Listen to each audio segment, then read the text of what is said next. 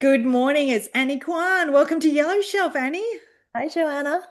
Thank you so much for being here. You have a stunning children's picture book that's out now, The Finch Who Lost Her Wing. Tell us Yes, all about the book. Congratulations. thank you. So I'll just show you.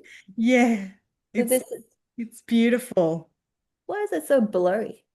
I think This because your fin- background's blurry, but we get the picture of the beautiful finch. Tell us all So, about it, Annie. so it's written by myself and illustrated by Laura B. She's from New Zealand. And we worked together really closely to create Finch, the character, and she even created the font in the book. But before all that, it's the story started with a thought when I was at Harry Hart Hogs. And Hi. at the time, I think they were doing like a kindness month or something. So there are lots of kindness picture books for kids. And Hmm. it's mostly like outward kindness, like be kind to other people, do this, hold the umbrella, do that. And I thought, oh, if the exact thought was, oh, if we raise a generation of children that just focuses on outward kindness, but disregard self-kindness, we will have maybe a generation of people pleasers where you forget yourself, Yeah. but do it as show or not to offend. So I thought it would be really good to have a book to remind kids about self-love and self-kindness, something they already possess. Yeah.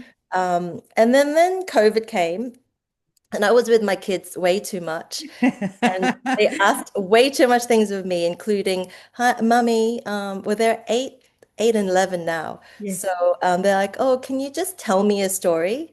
Yeah. And I just made up this story about Finch who lost her wing and then had to help three people to find, not people, creatures to find her wing, to regrow her wing, but she couldn't. And I just kind of improvised that story, and I thought, oh, this is really good. I'm just going to write it down. That was nearly 4 years ago. Mm. Um, Wrote it down, refined it for maybe 8 months, and then just put it in a manuscript, and I sent it to most of the traditional publishers I knew. Yes. So I'd spend lots of time in Harry Haddock or whatever bookstore, just reading the spine of books and noting down Yes. Penguin, Clever. Very yeah, clever. Simon Schuster, like everyone. And so then sent it to everyone, and I only got one rejection email because the rest was just silent. Yeah. And I'm told that as a writer, if you get a rejection email or letter, that's a gold. Yeah, yeah. I Someone's think read I think it. Elizabeth Gilbert said that. Yes, And so one of the publishers said, "We our suite is full, and we're not into rhyming." sure.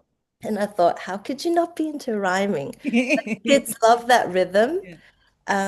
And so then I thought, I'm just going to do it myself. Yeah.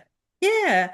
And And that was, yeah. there's so much power in all that share, Annie. Like the idea, we need to flip the narrative on self-care first, Yes. even to our kids. I mean, my kids are similar ages to your kids. So it's really important to do that from a young age, to flip the narrative. Yes, we teach them to be kind, but be self-kind to really be able to be kind to others. Yes. I think that's a better foundation, Yeah. like the inside job before the Yes. outside. Yeah. Yeah, no, I think and you share about, your journey as an author and publishers. I mean, I know lots of publishers watch Yellow Shelf. So, yeah, I mean, it is that normal story of getting rejected or not even hearing back. It's just part Yeah. of the author's journey. I know it's really challenging, but well done to you to Thank get you. to publish, put the publishing out there for yourself. Um, Annie, I'm curious. Tell us a bit about you because this is your first picture book as an author, Yes. but you've had a career, you're a mother, you juggles. Tell us about you, Annie. We'd love to hear about you. So, yeah, I'm a lawyer. I write a lot of emails. So that's like my brain. Yeah. And a few years ago, I walked past Lugar Church in Bronte, and there was a gold plaque there that says Writer's Studio.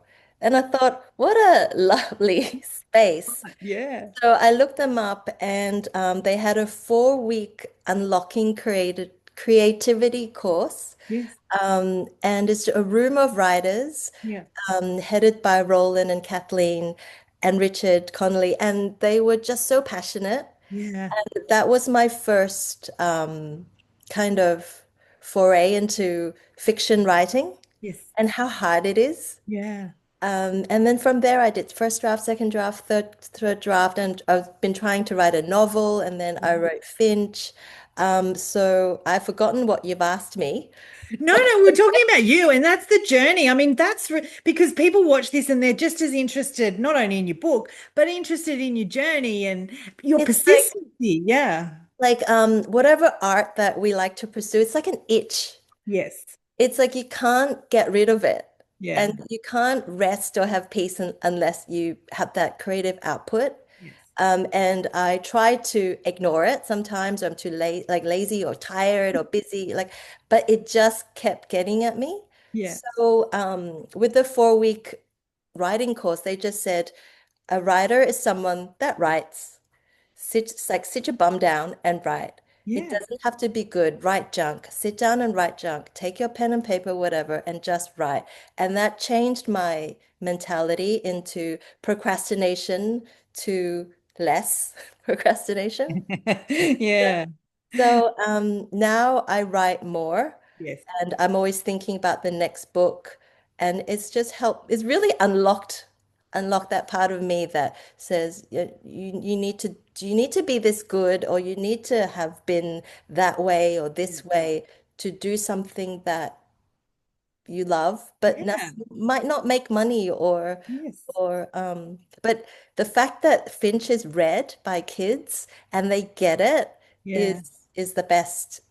best reward for me. The message is so beautiful yet powerful, Annie. I hope people out there are watching, they're curious, no matter where they are in the world. I know they can get your book from your website, which we'll mention in a moment. Yeah. But yeah, would you write again? I mean, I guess I've loved hearing about this journey. Is there more writing in you? Would you work with a publisher? What does the future look like for you, Annie?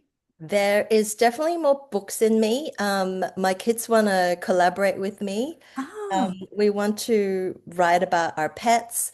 I yeah, really want to try a hand in writing a children's story about jealousy or envy yeah, and on grief. So yes, I've decided that I would love to embed a message in every kind of yeah, kids book I write. And I would love to work with a traditional publisher because self-publishing is really hard. yeah, Writing yeah, is fun, selling is a yeah. different ball game. It is, isn't it? Yeah. Annie, thank you so much for sharing. If we're watching, like I mentioned, you have a fabulous website, which I will put in the show notes link to make it easy for anyone who wants to connect with you. I also follow you on Instagram. Like, point us in the direction. What's the best way to connect with you? So anniekwan.com. And my Instagram is anniek's underscore writer. Yeah. Yeah, We that's can we can get people to follow you. That sounds good. And I would love you to publish more in the future. I would love to you. support you again with future books. Annie, thanks so much for joining us. Yeah, and it was really nice meeting you. Yeah, cheers.